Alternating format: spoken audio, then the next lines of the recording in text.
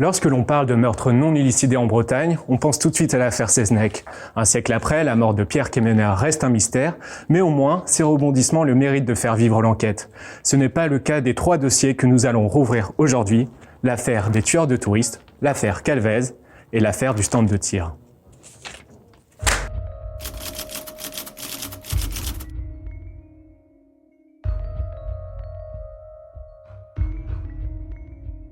Notre premier dossier nous ramène plus de 30 ans en arrière, dans le pays de Dinan. Là, à moins de 15 km à vol d'oiseau, 2 couples de touristes sont retrouvés morts, abattus chacun d'un tir dans la nuque. Des exécutions qui partagent de nombreuses similitudes. Pourtant, 7 années se sont écoulées entre les premiers et les seconds meurtres. Alors, existe-t-il un ou plusieurs tueurs de touristes ? L'histoire macabre débute le 15 juillet 1979. En ce dimanche d'été paisible, la commune de Ville-des-Guingalans est troublée par la découverte de 2 corps dans un petit chemin. André et Marie-Christine Van Herpen ont été tués, chacun d'une balle de 22 longs rifles tirée dans la nuque. Ils sont morts dans leur voiture, abandonnée à 20 km de là. À l'intérieur, des douilles et des taches de sang sur les banquettes avant. Pas d'armes du crime, pas de témoignages, pas même de mobile, les enquêteurs vont se casser les dents sur cette affaire. Jusqu'à ce que, 1 an plus tard, une femme dénonce aux autorités son compagnon infidèle. Roger, un brocanteur voleur de reliques, aurait été surpris par le couple belge en train de faire un coup dans une église de Lamballe. Pour s'en sortir, il aurait éliminé les 2 témoins. Des confidences accablantes, mais fragilisées par l'accusatrice, elle qui change sans cesse de version. C'est trop risqué pour un procès. L'enquête est dans l'impasse. Elle sera relancée 7 ans plus tard par la découverte de 2 nouveaux cadavres. Un mercredi d'octobre 86, un chasseur et son épagnol breton sont en vadrouille à Bois-Fougères dans la commune de Lanvalet. Le chien s'anime soudainement, il a flairé quelque chose, bien caché dans un champ de maïs. Il s'agit de 2 corps, un homme et une femme. Ils ont été exécutés là, dans ce champ, d'un coup de fusil de chasse dans la nuque. Allongés côte à côte, ils sont bâillonnés et attachés à une sorte de laisse. Malgré leur état de décomposition avancé, ils sont rapidement identifiés comme étant Paul Bellion et Lorraine Glasby, un couple de touristes anglais portés disparus depuis la fin août. Les commerçants de Saint-Solin sont les derniers à les avoir vus en vie le 23 août, la veille de leur mort. Le déroulé de cette ultime journée est un mystère pour les enquêteurs. Seule certitude, ces touristes à vélo sont montés dans un combi Volkswagen. Leur sang, leurs cheveux et leurs poils ont été retrouvés à l'intérieur de ce véhicule volé, découvert tout près du lieu du crime. Dans le pays de Dinan, la mort de Paul Bellion et Lorraine Glasby réveille les fantômes du passé.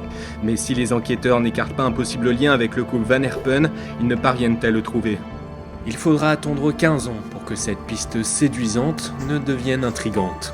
En 2001, un homme emprisonné en Meurthe-et-Moselle dénonce son codétenu qui se serait vanté avec détail d'un double meurtre commis il y a des années dans l'Ouest, possiblement celui des touristes britanniques. Or, cet homme, Michel, n'est autre que le fils de Roger, l'homme suspecté du meurtre du couple Van Herpen. Un probable rebondissement, sauf que Michel ne sera jamais confondu avec les prélèvements ADN récoltés dans le combi Volkswagen. Et aujourd'hui, tous les meurtres sont désormais prescrits.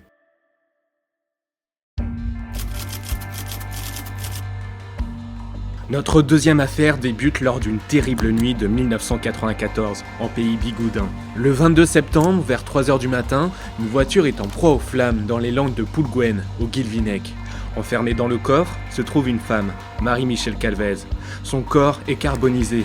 Le système de mise à feu élaboré par les meurtriers a parfaitement fonctionné. Après s'en être assuré, 2 hommes auraient pris la fuite, selon le témoignage d'une voisine. Cet endroit isolé, très bien choisi, laisse penser que ce sont des gens du pays.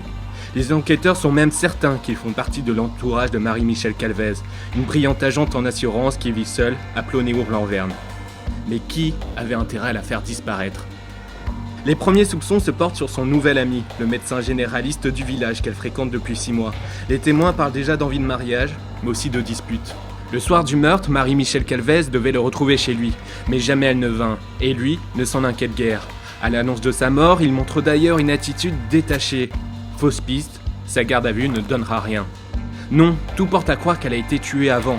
Malgré tout le mal que son meurtrier s'est donné pour faire croire le contraire, Marie-Michel Calvez est bien repassée chez elle après sa journée de travail. Cette nuit-là, la cave a été soigneusement nettoyée et les enquêteurs retrouveront également un chiffon taché de sang. Tour à tour, le cercle d'amis et une relation professionnelle ont été soupçonnés. En vain. Depuis plus de 20 ans, Catherine Calvez, la sœur de Marie-Michel, attend ce témoignage qui fera basculer l'enquête du dernier dossier criminel encore ouvert au tribunal de grande instance de Quimper.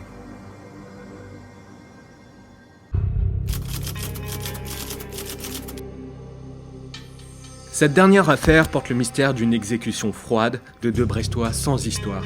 Le dimanche 13 octobre 1996, à 9h, François Picard et Paul Créton s'apprêtent à ouvrir le stand de tir du terrain militaire de la Villeneuve, à Guillers. Mais ils n'en auront pas le temps. Tous deux sont abattus de 2 balles de 22 longs rifles dans le thorax avant d'être achevés d'un tir dans la nuque. C'est froid, méthodique, le signe d'un tueur chevronné. L'homme disparaît en emportant les 3 armes de ses victimes. Le tueur a probablement un complice. Juste avant les meurtres, un témoin a aperçu 2 hommes suspects à l'entrée du bois de Kéroual. Alors François Picard et Paul Créton se trouvaient-ils là, au mauvais endroit, au mauvais moment? À cette époque, le bois est connu pour être une zone de deal importante.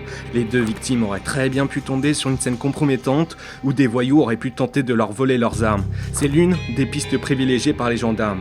Tous les dealers locaux sont mis sous écoute, en vain.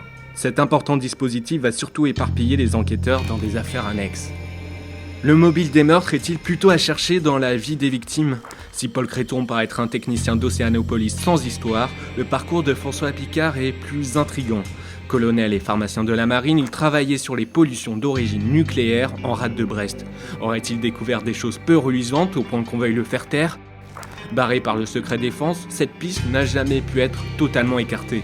Pour autant, François Picard n'était pas censé ouvrir le stand de tir ce dimanche-là, de quoi fragiliser la thèse du contrat. Dernière piste, la communauté des gens du voyage.